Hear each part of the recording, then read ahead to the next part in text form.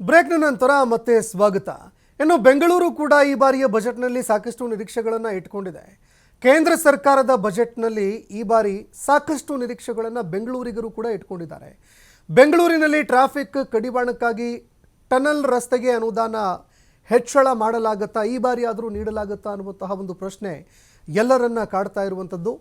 ಹೆಬ್ಬಾಳದ Esteem ಮಾಲ್ನಿಂದ silk ಬೋರ್ಟ್ junction ಇದಕ್ಕೂ ಕೂಡ ಈ ಬಾರಿ ಗ್ರೀನ್ ಸಿಗ್ನಲ್ ಏನಾದರೂ ಸಿಗುತ್ತಾ ಅನ್ನುವಂತಹ ಒಂದು ಪ್ರಶ್ನೆ ಕಾಡ್ತಾ ಇರುವಂಥದ್ದು.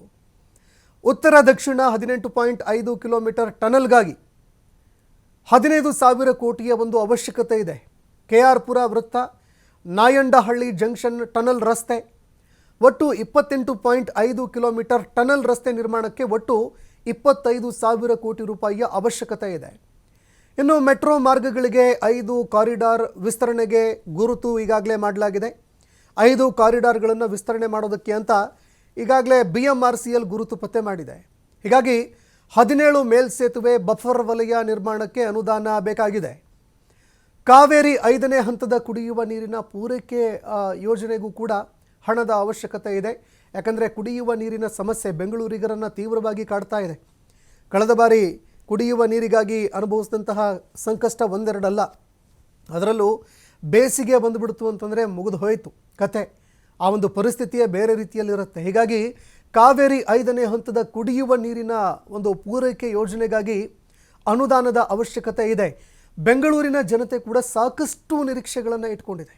ಹೀಗಾಗಿ ಈ ಬಾರಿಯಾದರೂ ಕರ್ನಾಟಕದ ಜನತೆಗೆ, ಅದರಲ್ಲೂ ಬೆಂಗಳೂರಿನ ಅಭಿವೃದ್ಧಿಗೆ ಕೇಂದ್ರ ಸರ್ಕಾರ ಗಮನ ಹರಿಸುತ್ತಾ ಅನ್ನುವಂಥದ್ದನ್ನು ಕಾದು ನೋಡಬೇಕಾಗತ್ತೆ.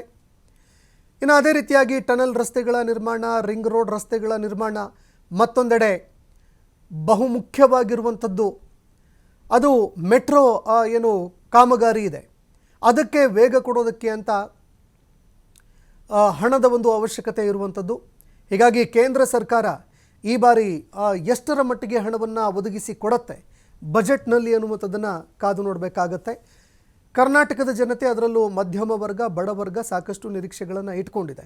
ಅದು ಟ್ಯಾಕ್ಸ್ಗಳ ಸ್ಲ್ಯಾಬ್ ಇರಬಹುದು, ಟ್ಯಾಕ್ಸ್ಗಳ ಒಂದು ಮಿತಿ ಇರಬಹುದು, ಮತ್ತೊಂದೆಡೆ GST ಆಗಿರಬಹುದು. ಪ್ರತಿಯೊಂದು ಅಗತ್ಯ ವಸ್ತುಗಳ ಬಳಕೆ ಏನಿದೆ, ಅಗತ್ಯ ಬಳಕೆಯ ವಸ್ತುಗಳ ಮೇಲಿನ ಒಂದು GST, ಇದರ ಮೇಲೆಯೂ ಕೂಡ ಕಡಿತ ಏನಾದರೂ ಸಿಕ್ಕು ಬೆಲೆ ಏರಿಕೆ ಆಗಿರುವಂಥದ್ರಿಂದ ನಿರಾಳತೆ ಏನಾದರೂ ಸಿಗುತ್ತಾ ಅನ್ನುವಂಥದ್ರಲ್ಲಿ ಜನರು ಸಾಕಷ್ಟು ನಿರೀಕ್ಷೆಗಳನ್ನು ಇಟ್ಕೊಂಡಿದ್ದಾರೆ. ಹೀಗಾಗಿ ಕೇಂದ್ರ ಸರ್ಕಾರದ ಬಜೆಟ್ನಲ್ಲಿ ಏನೆಲ್ಲ ಸಿಗುತ್ತೆ, ಏನೆಲ್ಲ ಕೋಕು ಬೀಳುತ್ತೆ, ಯಾವುದಕ್ಕೆಲ್ಲ ಕತ್ತರಿ ಬೀಳುತ್ತೆ, ಜನರಿಗೆ ಯಾವೆಲ್ಲ ಹೊರೆ ಆಗುತ್ತೆ, ಅದೇ ರೀತಿಯಾಗಿ ಯಾವೆಲ್ಲದರ ಹೊರೆ ಕಡಿಮೆ ಆಗುತ್ತೆ ಅನ್ನುವಂಥದ್ದನ್ನು ನಾವು ಕಾದು ನೋಡಬೇಕಾಗತ್ತೆ. 11 ಗಂಟೆಗೆ ಬಜೆಟ್ ಆರಂಭ ಆಗುತ್ತೆ. ನಿರ್ಮಲಾ ಸೀತಾರಾಮನ್ ಅವರು ಎಂದಿನಂತೆ ಆ ಒಂದು ಸೂಟ್ ಕೇಸ್ನಿಂದ ಕೆಂಪು ಬಟ್ಟೆಗೆ ಬದಲಾವಣೆ ಆದಂತಹ ಒಂದು ಬಜೆಟ್ ಏನಿತ್ತು, ಅದರಲ್ಲಿ ಬಜೆಟನ್ನು ಇವತ್ತು ಅವರು ತೆಗೆದುಕೊಂಡು ಬರ್ತಾರೆ. ಯಥಾವತ್ತಾಗಿ ಯಾವ ರೀತಿಯಾಗಿ ಅದನ್ನು ಪ್ರದರ್ಶನ ಮಾಡ್ತಾಯಿದ್ರು, ಪ್ರದರ್ಶನಕ್ಕೂ ಕೂಡ ಒಳಗಾಗುತ್ತೆ. ಅದೇ ರೀತಿಯಾಗಿ ಸಂಸತ್ತಿನ ಒಳಗಡೆ ಇವತ್ತು ಬಜೆಟ್ ಮಂಡನೆ ಆಗುತ್ತೆ. ಸಾಕಷ್ಟು ನಿರೀಕ್ಷೆಗಳಿದೆ. ದೆಹಲಿ ಚುನಾವಣೆ ಕೂಡ ಇದೆ. ದೆಹಲಿಯ ಜನತೆಗೂ ಕೂಡ ಏನು ಸಿಗುತ್ತೆ ಅನ್ನುವಂತಹ ಒಂದು ಪ್ರಶ್ನೆ ಎಲ್ಲರನ್ನೂ ಕೂಡ ಕಾಡ್ತಾ ಇರುವಂಥದ್ದು. ಅದರಲ್ಲೂ ದೆಹಲಿ ಚುನಾವಣೆಗೂ ಮುಂಚೆ ಇರೋದ್ರಿಂದಾಗಿ ದೆಹಲಿಯ ಜನತೆ ಕೂಡ ಸಾಕಷ್ಟು ನಿರೀಕ್ಷೆಗಳನ್ನು ಇಟ್ಕೊಂಡಿದ್ದಾರೆ.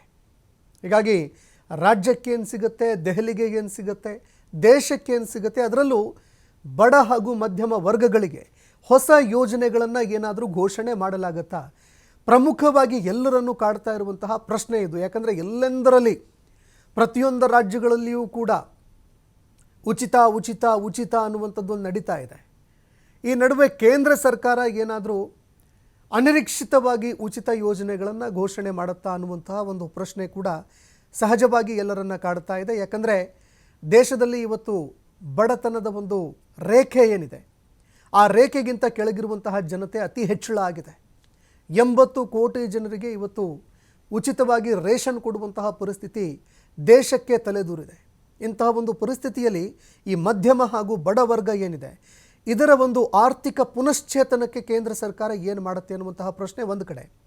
ಮತ್ತೊಂದೆಡೆ ಕುಸಿದು ಹೋಗಿರುವಂತಹ GDP, ರೂಪಾಯಿ ಮೌಲ್ಯ, ಇದೆಲ್ಲವನ್ನು ಮತ್ತೆ ಸುಧಾರಣೆ ಮಾಡೋದಕ್ಕೆ ಅಂತ, ಮೇಲೆತ್ತೋದಕ್ಕೆ ಅಂತ ಭಾರತದ GDP ಆಗಿರಬಹುದು, ಅದೇ ರೀತಿಯಾಗಿ ಭಾರತೀಯ ರೂಪಾಯಿ ಮೌಲ್ಯ ಇವೆರಡೂ ಕೂಡ ಒಂದಕ್ಕೊಂದು ಕೋರಿಲೇಟಿವ್ ಆಗಿದೆ.